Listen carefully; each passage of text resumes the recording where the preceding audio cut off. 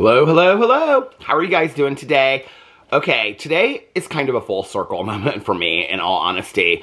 Today I want to talk about a huge lawsuit that is going on, a $50 million lawsuit that a company is facing for having influencers hide disclosures and not let their audience know that it was a paid sponsorship. And the reason why I say that this is kind of a full circle moment for me is that this is something that I've been very, very passionate about and have talked about for like the last 2 years. I would love to say that this is kind of a I told you so moment, but I don't even feel that way about it.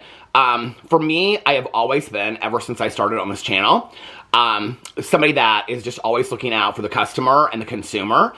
Because when I started on YouTube, on this channel, on this drama channel covering beauty influencer drama, I always just felt like one of you guys, looking at watching these people out there and watching the products that they were influencing us to buy and watching the products that they were selling us. And I just probably, like many of you out there, have been heavily influenced to buy products just by watching somebody in video, you know, and they say, oh, I love this or I love that, you know. For example, if you've watched my videos for a while, you know that I love lip balm and lip gloss. I don't know that I would, well, I probably would highly recommend the Treat Beauty, not sponsored, paid fully for this. The Chanel lip gloss, probably not one of my favorites, but it's the one that I'm trying to get to the bottom of. But, you know, even today, I just received 2 direct messages from people that were sending me, you know, suggestions for lip gloss. And so that's something that people know about me, right? And so, for example, let's just say if a company, you know, wanted me to do a paid endorsement for a lip gloss, and I got on here and I said, I absolutely love this lip gloss, and I think everybody should buy it, and this is the best lip gloss in the entire world. I think people know that I love lip balm and I love lip gloss, and probably a lot of people that watch my videos would buy it because they would trust my word. If that was a paid sponsorship and I didn't disclose that it was a paid sponsorship, and I didn't disclose that I was getting paid to say glowing things about this lip gloss, when I might think that this lip gloss is absolute shit, then that's deceptive. That's deceptive to your audience. And so it's something for me that I have been very, very passionate about for a really, really long time. But I never thought, like, when I started doing beauty influencer drama in 2016, I never thought that I would kind of be known for that. Be known for, like, that would be one of the things that I'm known for talking about. In all honesty, like, when I first started hearing about it, I didn't really understand it. And I will say this, in 2016, I mean, it's been almost 9 years since I've been on YouTube consistently. And in 2016, influencers not disclosing brand sponsorships, affiliate links, it's all part of the same game, was not such a huge deal back then. I mean, most of them honestly were disclosing if they were getting a sponsorship. And if you go back in time to 2016, and even before I was doing, you know, drama commentary, one of the big issues was that people, like, it was kind of a rite of passage to get sponsorships. So if you got a sponsorship, I can remember buying, you know, or getting Audible for the very first time. And I can tell you one of the reasons why I got Audible was because I heard Gigi Gorgeous and Tyler Oakley talking about Audible. That was one of the reasons why I started Audible all the years ago. And for those of you that hear me talk about books, you know, I have a BookTube channel. I am a lover of audiobooks. I recently got back into physical copy reading a little bit more, but I love audiobooks. And that all started because I heard 2 influencers doing an Audible sponsorship. You know, and I remember them saying this video was sponsored by Audible. I don't know that it would have made a difference to me if they hadn't said that in there. But I believed them. I believed that they really loved this, you know. Then what I found out 6 months later was that everybody was getting Audible sponsorships, you know. So no, it probably wasn't that real. But, you know, I think that at that time, it was such a rite of passage. It was such a, like, I've made it kind of status as an influencer to get sponsorships, you know. If you go back and you look at the history of YouTube, which existed before TikTok, because TikTok is part of this as well as Instagram, and you go back and you look at the history, right? That before there was even the paid partner program on YouTube, which means influencers get paid, now it's just kind of expected that people are like, how many, you have to have, I think it's 1,000 subscribers and 4,000 watch hours, and then you apply to the partner program and then you can start getting paid, right? And so at that time, like I can remember people that I watched back in the day that they weren't getting paid at all. In fact, I just watched recently, and I've mentioned it on this channel, it's a fantastic video. It's almost like documentary level video. It's not even like a video, but Jack Harries, that was part of Jack's Gap, he and his twin brother. He did a video recently called What Happened to Jack's Gap. And I didn't even watch them at the time. I just knew them through other people. Tyler Oakley, I think I watched at the time, so I knew them through him. But when you watch the video that he does, and he goes back in history and talks about the starting of his channel, when he was doing these like heavily innovative, creative, I mean, expensive videos that sometimes like the concept for the video might have been sponsored by a brand, but they weren't getting paid. They weren't even part of the partnership program at that point, you know? And so they weren't getting paid for the videos that they were putting out. They were just doing it for the love of filming videos. So then you saw the creation of the paid partner program. And so then a lot of people were wanting to get on YouTube because they were seeing this is a source of income that I can make, right? And do something that I absolutely love. I mean, I've always said that, you know? That to get up every single day and do something that I absolutely love and call it a job is like amazing. Right? And talk about things that I'm passionate about, and you guys are so kind to me and so nice to me. I mean, it's just like, it's the most amazing job in the world, right? And so then that was the creation of the paid partner program, and influencers be able to, you know, make money from filming videos. And then after that, we started seeing sponsorships. We started seeing brand collaborations and brand sponsorships. And what that would mean is that a brand would reach out to an influencer like Tyler Oakley, Gigi Gorgeous, like with the Audible. Audible would reach out to them and they would say, hey, we'll pay you such and such amount of money to do a 90-second video, you know, or 90-second endorsement of our brand in our video, blah, blah, blah. And they probably had talking points and all that kind of stuff. And so that's where we started seeing the brand endorsements and the collaborations and the sponsorships to the point where when I started on YouTube, and it actually, like, I had seen people talk about it before I even started doing making videos, there were a lot of people that were saying, Judy Smith or Sally Jones over here, like, every video they do is a sponsored video. And it was a huge deal. For those of you guys that were around back then, 10, 15 years ago, it was a huge deal when if somebody was putting out 5 videos a month or 10 videos a month, and every video, or even every other or every third video was a sponsored video, it was a huge deal. Like, people would, I don't think we talk about this as much today in the whole realm of non-disclosure, brand partnership, FTC guidelines, and things like that. That at that time, people would, they would say, I'm unfollowing. This person's all about the money. All they care about is the money, yada, yada, yada.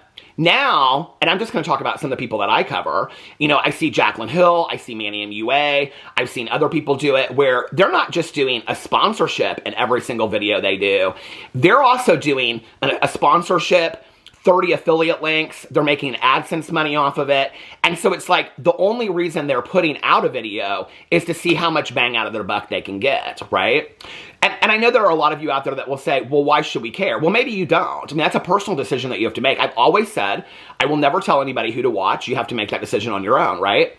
But for me, when you look at the FTC guidelines of disclosure and brand partnership, one of the things that it says is one of the number one reasons why you should do it, or why you would want to do it, is transparency and honesty with your audience.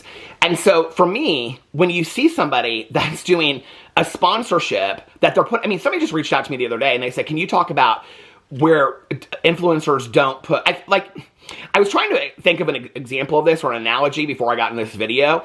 You know, it's interesting because somebody reached out to me and they said, can you talk about influencers putting brand sponsorships or collaborations in the wrong part of the video, okay?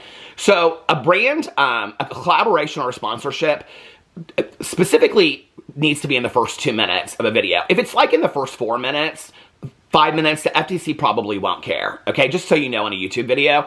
But it should be at the beginning of the video. So many people will get to like the halfway mark of the YouTube video and then they'll say, and now a break from our sponsor, or this is the time I want to let you guys know that this video is sponsored. That's not where it goes. The problem with that is that video has been paid for by a company to be made, okay? So I think that people don't really understand how a sponsorship works. If I'm going to tomorrow make a video about Judy Smith, okay, and her TikTok annex, and then a brand reaches out to me and they say, we will pay you such and such amount of money for a 90-second integration. Typically, I get to decide what video I'm going to put that in, right? But I'm going to probably want to put that in a video that's going to get a little bit more views than some other ones. A lot of influencers out there will buy fake views specifically for that video. If you see an influencer where it's like they're getting so many views, so many views, so many views, and then they have one video that shoots through, typically if that's a sponsored video, they're buying views, fake views, for that video to make it look like they're getting a lot more views. So to that company, it looks like, well, they got good views on it, so we'll book them again, right? But you get to pick what video you're going to put a sponsorship on. So typically you would want to put it on a video that you think is going to do really, really well, right? Okay, so in doing all of that, you're getting paid basically to do that video. It's like a commissioned video that you're doing. I mean, and you're talking about, you know, on my level, you're probably talking a lot lower, but on the level of the people that I'm talking about, on the beauty influencer level of millions of subscribers, you're talking anywhere between, like, you know, when I think about like Shane Dawson and like SeatGeek with the documentary, and he's getting 20 million views on that, there's no way he wasn't getting paid $200,000-$300,000, if not more, $500,000 per video for a sponsorship. There's just no way. When you hear the money that people make, I can remember several years ago when I was like, I think I was like, my subscriber count was at like 160,000 subscribers or something like that. And I was getting like 10,000 views a video. And I reached out to like a couple different people when I was doing sponsorships because I didn't really know. Like, no, like this is like the unspoken thing. People won't tell you like what to ask for, how much to ask for, things like that, right? And so I'd ask a couple people that I trusted that were, you know, doing, you know, were bigger than me. And the amount of money that they were like, you should never do a sponsorship for like less than $10,000. I was like, what? What? And I mean, I've had people say to me, oh no, my time is worth 90 seconds for you is worth $10,000. I mean, I think that's asking a lot, you know, and just to put this in perspective, I think my very first sponsorship I ever did, I got paid $150, you know, and I was so excited about it. And it wasn't even about the money. It was about the fact that I got to do a sponsorship, you know? So anyway, but that video that you're doing is a commissioned video. You're getting paid to do that video for that company. I think that influencers don't look at it that way anymore. I think influencers look at it like this company, they should be so honored that I am doing a video for them and they're paying me $100,000 for it. The other thing about it is that these companies typically look at subscribers, they look at followers on Instagram. So if you're buying followers, if you're buying views, if you're buying all of that fakeness, like Jaclyn Hill's a good example of this. I have proven that a lot of her followers on Instagram are fake. Then of course people are going to invest more in that because they ask for your analytics. They want to see your analytics on the back end, but a lot of them won't even look into that if your numbers are so big. So when you're doing that video, you're doing a commissioned video for them, right? And so the entirety of that video really should be, I mean, unless there's two different kinds of videos. There's like a sponsored video where it's just like an advertisement, and then there's a dedicated sponsored video, and that means that the whole video is about that. And those are dedicated videos, which I don't really see a lot of anymore, are really highly paid sponsored videos. It'd be like if I did an entire video about this lip gloss, and linked it below and all that kind of stuff. I mean, the brand is going to pay you probably, I would say, triple to 4 times as much as they would pay you for a regular sponsorship, if that makes sense. So if you're talking about somebody that's getting like $60,000 for a sponsorship, and then all of a sudden they put up why this lip gloss is the best lip gloss in the entire world, they're getting paid like $200,000 for that sponsorship because it's called a dedicated sponsorship. So when I see somebody that is commissioned to do a video, okay, just be like if you were commissioned to do a painting, commissioned to do a song, commissioned to do any, like a piece of artwork, you're commissioned to do that video. And then in that commissioned video, okay, you're not disclosing to your audience that it's sponsored. You're not disclosing to your audience that you were paid for it. So they don't know if what you're saying about that product is true or false. And then on top of that, you're linking 30 links to make as much money off there because really it's in bad taste. I mean, when I see people that are doing sponsorships but also putting links in there and also talking about their own products in there as well, it muddies the water so much that, like, back in the day, I mean, a lot of sponsorship contracts, and first of all, if you're a new YouTuber out there and anybody reaches out to you, don't ever do a sponsorship without a contract, okay? Don't ever do a sponsorship without a contract. But most sponsorship contracts will say, there should be no other mention of any other products in this. Like, this is about this sponsorship, as it should be, right? So then we started seeing people do a lot of sponsorships. And people would even, like, I can remember back in the day, people would be like, I'm unfollowing this person, like massively unfollowing, because they were doing, like in every other video, they were doing a sponsorship, okay? And it just looked like there was no integrity, there was no passion behind what they were doing in their videos. It was all just about making the money. Well, with that, what we also started seeing was brand managers, and we also started seeing like management companies, and there was the uprise of management companies and then the downfall of management companies on YouTube. And management companies were these management companies that managed all the YouTubers, all the influencers. We've heard a lot of bad things about them. And there were still management companies that exist today, and a lot of influencers have managers. Most of them do. I don't. Most of them do. Most of my friends don't. But most of them do, you know, the bigger ones. And what those brand people do, or those managers do, is they, like, when somebody says something about like a manager, there's different kinds of managers. Like, you might have a YouTube manager. Like, I have a YouTube manager that I talk to about YouTube issues. But then there's like a brand manager. There might be like a manager of their team if they're like a bigger influencer. There's all different kinds of managers. But a brand manager specifically is like somebody that is getting sponsorships for you. Like recently, Jaclyn Hill talked about in an Instagram story, I think I covered it over here, about how she likes, I can't even remember what the brand was, so she reached out to them, and then they reached back out to her, and it was just natural, because she loved this brand, and so they reached out to her. It was the most unnatural thing I've ever heard of, okay? To say, I love your product, you should pay me to endorse it. I don't think that sounds natural whatsoever. But anyway, but I'm also coming from the point of view where I show products all the time, like these Caddish reading glasses, that I've never been sponsored once, and I love them, and I continue to shout them out, just because I want people to know, if you want a pair of reading glasses that last and are cute, and I love them so much, Caddish reading glasses. But I'm not sponsored for this. I've never been sponsored by them, you know? So anyway, and she was talking about this. What she's talking about is a brand manager, okay? She is not getting on her email or DMs and shooting them a DM and being like, hey, I love you, Pepsi Cola. Why don't we do a direct message together? Her brand manager is doing that. And her brand manager is also the one that's getting people that are reaching out to them and saying, hey, we would love Jaclyn to do this. We would love Jaclyn to do this. A brand manager takes a percentage of what you get. So if you get paid $10,000, let's say, for a sponsorship, okay? I can tell you right now, $10,000, Jaclyn Hill wouldn't even do a sponsorship for that. That's such low money for her. She wouldn't even do that. The amount of money that you can make on sponsorships, I have met people that are getting 10 to 20,000 views a video, 5,000 views a video, and they're making upwards of $10,000 a sponsorship. So, I mean, there's a lot of money, and they'll take any sponsorship they can get. I probably met 20 or 30 people like that on YouTube, and through the time that I've been doing YouTube. But typically what a manager will do is they will reach out to you and they will say like, hey, this company wants to, there's even companies that do this that have brand managers, and they'll say like, they want to pay you $10,000, but our take is like 20%. So they get $2,000, you get $8,000, and then they fix the deal for you. And then you sometimes go right through the brand, you sometimes send the video to them. But also typically, a video always has to be approved before it goes up. And so that brand will say, like I've had, you know, like back in the day when I did, brands will say, it has to have this in there, it has to have this disclosure, it has to have this hashtag. They'll even want you to put like in the description box in there about the brand, and then underneath there, like they'll sometimes say, like it has to be a pinned comment. Not always, but your pinned comment has to be about the brand, and then they'll also say that you also have to include in the pinned comment FTC disclosure that you were paid for this, it was a sponsorship. You have to put that below the more bar. The brands know this, the FTC knows this, and you guys should know this as well.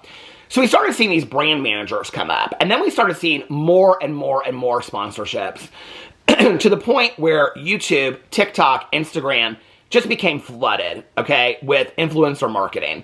And I think at that point was when people really started not trusting influencer marketing as much, because it's like, when you're doing a sponsorship, I mean, back in the day, I think it was kind of like, when I talk about full circle moments, it was kind of like this full circle moment where people were like, well, you're doing these sponsorships every single video, why would we trust what you're saying, okay? And then when you have somebody that every video, every post they're doing, they're linking 15 things a day on Amazon or wherever, then it's like the trustworthiness, the honesty of that influencer, which is why the FTC says transparency and honesty is the most important thing to your audience, because your audience is going to be the one that falls off first, okay? And here's the issue. If you book a sponsorship with somebody, they're going to tell you, they can tell you on the back end, okay? Like, for example, I do a lot of Adam and Eve sponsorships. the guy that I've worked with for the last, I don't even know how long, 6 years, can tell me exactly. I mean, I can't see who bought it. I can't see your names. I can't see anything like that. But he can tell me at any moment. Like, I could email him and be like, how many units were this? So he'll tell you. Like, he can tell you, like, your code is doing well this month, your code is not doing well, things like that. Any person can tell you that based on your code. That's why the code is important, okay? Because it's generating sales on their website, which they can directly link back to you.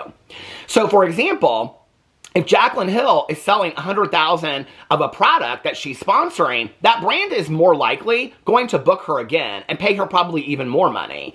But if people are like, I don't trust Jaclyn Hill, or I don't trust Judy Smith or whoever, because they're doing sponsorship so much and it doesn't even seem like they really believe in it, then you're going to see that person do one sponsorship and never again with that company, which I have witnessed with Jaclyn Hill, Manny MUA, a lot of influencers I've noticed that with, where it's like they do a one-time sponsorship with them and then you never see them do it again, because what you realize is they're not selling any products, okay?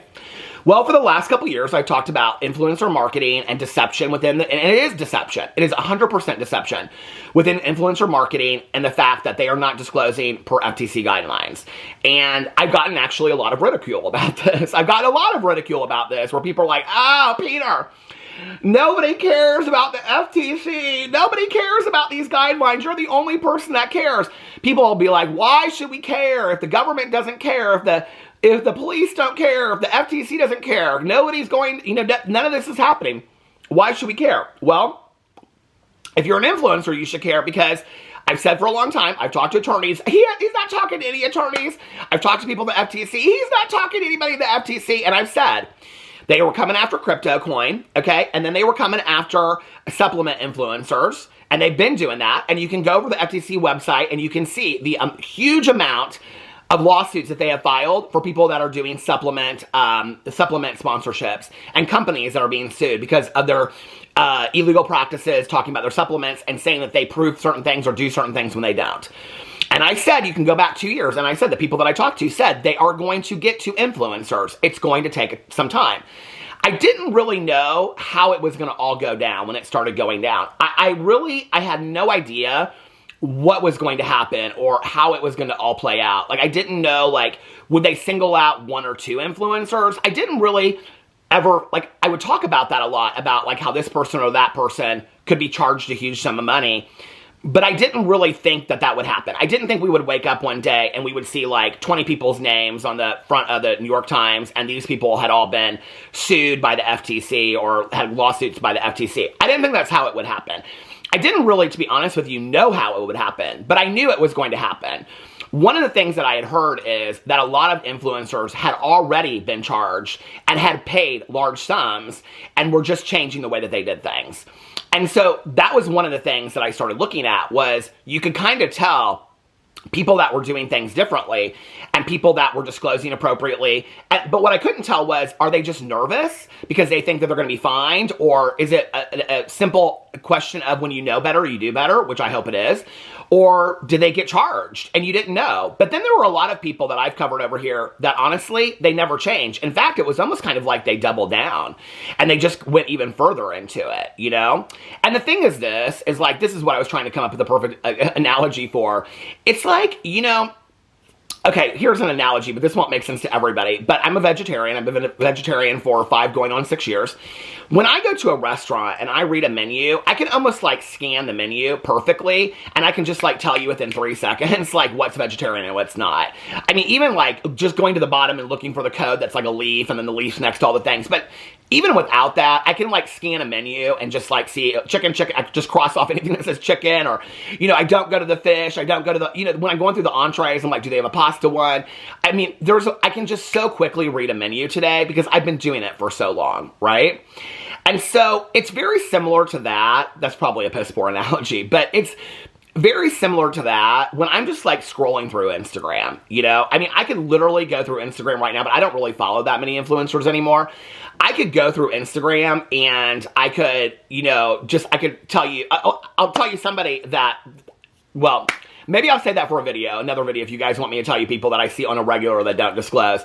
But when I roll through, it's like, if stuff comes up, like, you know, in my, what do you call it? I don't know what that's called on Instagram. I don't really get on TikTok that much, but just your feed or whatever. It's people that I don't follow. I can like literally in 2 seconds tell you if it's like a sponsorship and it's not disclosed. It's so easy to catch at this point.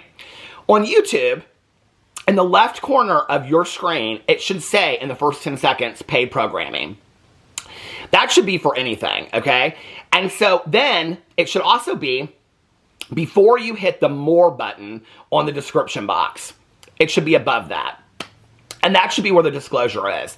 That it was a paid sponsorship, that it was affiliate links, okay? If it's an affiliate link, it has to be above or next to the affiliate link that they are being compensated for it. It cannot be below, like 10 lines below, hidden underneath an email address. It has to be above the affiliate link or next to the affiliate link. If it's a paid sponsorship, they cannot just say #ad. They have to say, I am being compensated for this video, or this video is a sponsorship. People don't understand what these words mean sometimes, you know? Especially in the world that we live in today, where we have people that are watching YouTube from all around the world. What a sponsorship might mean in the United States might not mean the same thing to somebody else in another country, or collaboration. So there's not universal necessarily words. Now, one of the things that FTC is okay with is ad. #ad is typically a word that they're okay with. So I didn't really, to be honest with you, know how this was going to start or know how this was going to go down. But I do know how the FTC works because I've read a lot about it. And when you go in, and you can go into the FTC's website, and you can see all of the lawsuits that they have filed against, I mean, it's crazy when you look at it, because it's, you know, you hear me talk about FTC guidelines and influencers. And so when I first started going over there, I thought that's what it was going to be a lot about. You know, consumer this, and it's lawsuits that you have never even known about companies that you go to every single day. I mean, grocery stores, furniture stores, hotel chains, amusement parks, restaurants that are charged for, and it's not just deception, okay? It's for dishonest practices. It's for running a coupon code that they never followed through with. It's for promising something in an ad that they never followed through with. I mean, it's a huge issue. You know, I just talked the other day about Mr. Beast, and this is Mr. Beast experience that he had, and where they were wanting to, like, the fans there were wanting to file a class action lawsuit because they didn't get the experience that they wanted. I just made a video about this 2 days ago. That is a situation where the FTC would step in and they would say, okay, well, you promised this experience. You know, I made that video, and on there I read that he promised a meet and greet, and people were like, well, did it say specifically with who? Well, it should be assumed that if it's a Mr. Beast experience, that the meet and greet would be with Mr. Beast. I mean, who are you thinking that you're gonna meet? You know, Judy Smith, that she's gonna be standing for you to meet? It's dishonest. It's deceptive. And so that's the FTC's guidelines. The one thing that has been the most surprising to me since I have been covering this through the years is how resistant some people are to me talking about FTC guidelines. And I think the thing that's so surprising about that is nothing that says I'm a super fan more than somebody saying, I don't care if this person doesn't disclose or not, or why do you care, or why is it such an issue to you? When the sole purpose of the FTC and the sole purpose of even talking about these issues is to protect you, the consumer. And so if your undying love of this influencer is getting in the way of the fact that they don't care about you as a consumer, they don't even care about you enough to be honest with you and say, yes, I'm being paid for this. But like myself, I won't take sponsorships of things that I don't believe in. I hear a lot of people say that. Even just hearing somebody say that in a video, I don't take sponsorships unless I actually believe in the brand, means a lot in 2025, because most people won't say that. Most people don't even do the bare minimum of what they have to do. So if you don't care that the influencer that you're watching is just selling you a bunch of crap, then it's this really weird system where brands are paying these companies huge sums of money to do advertisements for shit that they're not selling because nobody's buying it, because they already know that they don't believe in the product. And the only reason the influencer is putting up the video is to do a sponsorship and link 30 links underneath it, which 5 years ago would have been a huge issue. You know, when people called out, for example, Jaclyn Hill and said, you don't post a video unless it's a video to make, how dare you? How dare you say I don't post a video unless I make money? Go look at her last 5 videos. I bet every single one of those has links underneath there and sponsorships that she didn't disclose. I think it's a fair criticism. you know? And I'm not saying that I hate Jaclyn Hill or that I think she's this horrible person. I think she's all about the money at this point. I think she's bored of YouTube. I think she's bored of being an influencer. I think it's her job. But that doesn't mean that you don't love your job, you know? It doesn't mean that as teachers in this world, we give up on our students because we're so pissed and we're so bored of our job after 5 or 10 years. You know, I have a lot of friends of mine that, this is going to stop in just a second, hold on. Okay. I have a lot of friends of mine that are retired school teachers that were teachers for 35, 40 years, right? It's one of the reasons why I talk about teaching and why it's such an important profession. I mean, we're literally training our youth, okay? And leading our youth for the future. It's like most teachers that I know, I mean, I've known a few that have like put their 20 years in and are like, I'm out. But most after, and let's just be for real, teachers aren't getting paid the same sums of money that influencers are getting paid. They're not even making in 1 year, okay, what influencers are making off of one sponsorship. But a lot of these influencers can't even show up to do anything, you know, unless they're getting paid for it. It's like, I can remember Daniel Prada years ago talking about in a video, like, why he was leaving Twitter. Well, he was leaving Twitter because on every post that he would put, people were calling him out for his friendship on Colleen Ballinger. But he couldn't get honest with his audience and say that. Instead, what he said is, why would I go over there? You can't even make any money on Twitter. Basically saying, I don't move unless I make money. Well, most of these people do. Daniel Prada is another person that doesn't disclose appropriately, typically. I haven't looked at him in a long time, so I don't know. But what he's done recently, but in the past, he hardly ever disclosed. He showed mirrors and beds from our house and all kinds of sponsorships and never disclosed. A lot of people don't. These are just the people that I talk about. But I could literally roll through and I just see one person after another, because that's just the norm today, right? Well, when you have, it's like TikTok with like, you see the saturation of people selling stuff in the TikTok shop, okay? At some point, it's going to burn out. Like, you're going to see, like, TikTok's going to burn itself out at some point. Just the way that influencer marketing and beauty influencer space did on YouTube. When anything is saturated so much, it saturates itself, and then you have to see like a reinvention of that. And that's what's going to happen eventually. I didn't know how this whole FTC thing was going to go down. I didn't know, and I've said on here before, the influencer can be charged upwards of $50,000. I know people don't want to believe that per incident, but that's true. Like, so when I go through and I read 30 non-linked affiliate links and I say they could be charged $1.5 million, and people are like, that's not true, but 100% is true, and I'm going to prove it here to you in just a second. And I said that the companies could also be charged for it too. But I didn't really know how it was going to go down.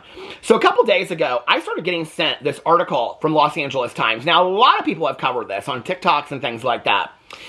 Revolve faces $50 million lawsuit alleging influencers hid paid brand partnerships. This is from April 15th of 2025. Now, the reason why this is really important is because it sets precedents, okay? And from a legal point of view, it sets precedents. This is why this is important. And I don't know that it really mattered what company they went through first, what company they did it to, but it sets precedents. So with this, and what I'm going to read to you here, it's a very short article, you're going to start seeing companies like Amazon. This is a warning to companies like Amazon, okay? To companies like Nordstrom Rack, to companies that have these huge sponsorships programs that they do, okay? Where they have in their contracts, Amazon has in their contracts how you have to disclose an affiliate link. It completely covers them. If they have enough now they have a complaint line, okay? If they have enough complaints about an influencer, they are not going to listen. If they allow that person to operate, they can say we have a contract in place. But if they allow that person to operate and continue to use codes, and they know, if enough people could come forward and say, hey, I sent you emails, I warned you about this person, and you didn't do anything about it, and they continued to put non-disclosed affiliate links up, Amazon could be charged. Now, if you're talking about Revolve, okay, can you imagine a company on the level of Amazon being charged what that lawsuit, I mean, you're talking about like a $500 million lawsuit, okay? It's going to be astronomical. So this is setting precedent, and this is really important. And I didn't know that it would happen this way with a company being sued first. But what's happening is, and I saw this happen with the supplements first too, or the supplements too. If you go look at the website if you want factual evidence of this. First, they came after the supplement companies. Then they came after the influencers that were supporting the supplement. So what's going to happen is, they're going to come after the companies first, because that's where the big money is, to send a message. And then they're going to pick out 20 or 30 influencers, and they're going to start coming after people that aren't disclosing. That's going to be the next thing. And I said, we're going to see, it's quarterly, that this is a government, a business. This is going to happen quarterly. I think by the third quarter of this year, we're going to start seeing influencers sued on a huge level for non-disclosure of affiliate links. Popular Gen Z retailer Revolve is facing a $50 million lawsuit alleging that the brand's social media marketing tactics deceived at least 1 million consumers. A class action lawsuit filed Friday in California Central District Court accuses the Cerritos-based online retailer of violating federal trade law by operating an advertising scheme in which influencers disguised paid product endorsements as genuine recommendations in order to boost Revolve's sales. For many years, Revolve used its position payments and free merchandise to entice influencers, that's gifting people things, to endorse and promote its products while failing to disclose any material relationship with the brand, the lawsuit said. Representatives for Revolve did not immediately respond to a request for comment. Lead plaintiff Lygia Negreanu said in the lawsuit that had she known the influencer's posts were sponsored, she would not have purchased Revolve's products at the prices she paid, which at times were 10% to 40% higher than those of other retailers selling the same items. The lawsuit is seeking $50 million in damages. Revolve's affiliate companies, as well as 3 influencers were listed as co-defendants. FTC mandated disclosure should be, are you ready for this? For all those people out there that said, why should we care? Why does it matter? This is stupid. We shouldn't care about this. Let me know if you've heard these terms come from one of my videos before. FTC mandated disclosure should be difficult to miss, like the paid partnership label by Meta or the ad hashtag the lawsuit states. Instead, Revolve's paid influencers often merely tag the fashion brand's Instagram account in their posts, according to the complaint. Which I remember showing with Whitney, if you remember from the Secret Lives of Mormon Wives. She did a sponsorship for I believe it was a sex toy company, and she even talked about it on the brand, how she was getting paid, I believe it was $50,000 or $60,000. She did the ad on her Instagram. She hashtagged, or she added their name of the company, and the company even commented on her video, making it fully aware that they were aware that she didn't tag paid partnership appropriately on that post on Instagram. I think she did 2 posts actually about that, which maybe that means she got paid $120,000 for her homesteading house for her and her husband. But $60,000 I think is a lot. And so, or maybe it was $20,000, I don't remember, but they had a whole discussion about it because the girls on the show were like, oh, I wouldn't do it for that amount because it's a sex toy. And she ended up doing it. And I made a whole video about it over here. Nobody cared. But she actually added the company. No disclosure that it was an ad. No disclosure that it was paid partnership on Instagram, which all you have to do on Instagram is hit paid partnership on it. There's a button that you hit. So when you go through people's things and you wonder if it's a sponsorship or not, it should have paid partnership at the top of it. Absolutely at the top of it. YouTube, same thing. TikTok has the same thing on there. It all has the features. Why? YouTube, Instagram, TikTok are all protecting their asses. So if they get sued, they can say, we offer this option, and this person chose not to use it. And then who's it going to fall on? It's going to fall on the influencer. And so these companies have already prepared, and I've said this. I've said Amazon has sent out all these letters. They have signed, you have to sign these new agreements. Do you agree to the partnership program? In that partnership program, which I'm sure a lot of these people didn't read, but I did, it says you must disclose that you are using affiliate links. You must disclose that you're being clear and conspicuous. But let's get in here and hear what an attorney has to say. There's a lot of attorneys online talking about this, but I want to share with you this one Instagram because it's very short, and I believe that is very concise about one lawyer's response to this. Listen to the language that she says. If you don't know these words by now, the spelling word of the week is clear and conspicuous. I've said it in every single video of mine. So let's get in here and hear what she has to say. It's a $50 million lawsuit against Revolve. Revolve is a fashion retailer known for its influencer-driven marketing. And this lawsuit alleges that Revolve orchestrated a deceptive scheme to provide influencers with free clothing and travel in exchange for social media posts to promote the brand, but without proper disclosures. This potentially violates FTC guidelines, which require clear and conspicuous disclosures of all material relationships between an influencer, and a brand. To defend against this claim, Revolve is likely going to have to show influencer agreements, evidence of instruction for disclosure guidelines to influencers. This case is assigned to all brands and influencers that they should be using clear and conspicuous hashtags on their posts. Lawyer's response to $50 million. So, interesting. And the first thing I think about is like Michaela Nogueira and her trip to Korea of going, that's gifted trips. The bags that she's received, the bags that other influencers on TikTok have received. That was a huge issue. And people were like, why do we care about this? Well, it's paid. That's paid sponsorship. Those are things that you have to disclose. So I think it's always important to do that. Now, I want to get in here really quick because any of these influencers could easily Google like I did. And all you have to do Google is FTC charges influencers. And it says on here, the FTC is actively taking enforcement actions against influencers. Oh, they are? I thought I was lying about that. Who engage in deceptive, because now they've set up a tip line. For those of you that do not know, the FTC now has a tip line that they are setting up. So they've set up that you can call into the FTC guidelines. It probably has it on here. If you just look up FTC tip line, it'll come up. But they've set up a tip line where you can call in and you can report an influencer. The FTC is actively taking enforcement actions against influencers who engage in deceptive or false advertising practices on social media. The other thing is when influencers, I'm just going to use her as an example again because she's a perfect example, like Jaclyn Hill says, if it was a sponsorship, I would disclose. And there have been multiple occasions when I have found that she has done a sponsorship and it's not disclosed, or an affiliate link that she has done and it's not. An affiliate link non-disclosure is literally to the FTC the same. I think we think it's less because it's an affiliate link, but the violation is the same amount of money. And actually, if you do one link, I'm going to tell you the price that you can get charged here in a second, but one link on an affiliate link of 30 links, one link is the same as what a whole sponsorship would be on a video. So actually, affiliate marketing can get you in more trouble than probably sponsorships can. And I think that's one thing that's important to note. The FTC is actively taking enforcement actions against influencers who engage in deceptive or false advertising. This just came out. Practices on social media. They focus on ensuring that influencers clearly disclose any material connections they have with brands, particularly if they're being paid or giving products for promoting them. The FTC may impose civil penalties for violations of the endorsement guides, which outlines how to make disclosures, including inconspicuous placement, ambiguous language, or failure to clearly identify the sponsor. Here's a more detailed breakdown. The FTC's main concern is that influencer endorsements are not misleading or deceptive to consumers. Their job is to protect you. Material connection disclosures. Influencers must clearly and conspicuously disclose any material connection they have with a brand, such as being paid or giving products for promoting them.